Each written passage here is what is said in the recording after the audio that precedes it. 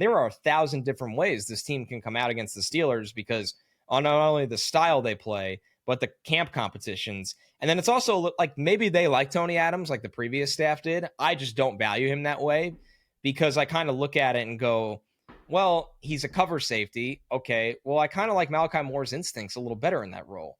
So, and then, okay, we're thinking we're stopping the run. We're playing a little heavier on defense to match their heavy personnel on offense. Well, I don't like him on the field in that role. So I'll just take him off the field and keep Stevens, Carter, and Sauce on the field.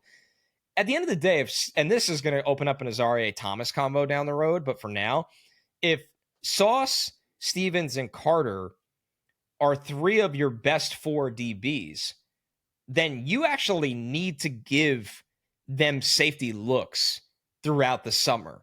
Because wouldn't you find it borderline ridiculous if the Jets are out there and they actually are in a 4-3 defense instead of base nickel because they're playing against it? Like teams are looking at the Jets and going, let's just play heavy and run right out then. And Rodgers is going to say the same thing to them week one. He's going to say, play heavy against this defense. They can't stop the run.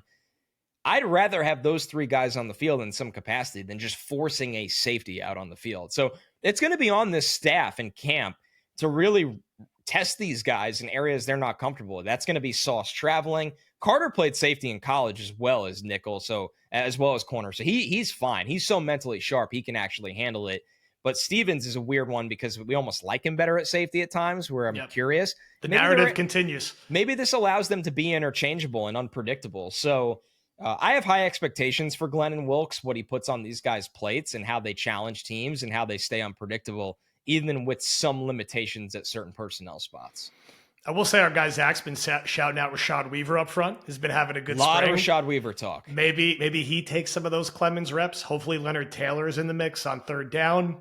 Right. They have Jay Telefe. He'll be rotating again. I'm just looking for ways not to play Clemens, as you can tell. So come on, Rashad Weaver. We're pulling for you.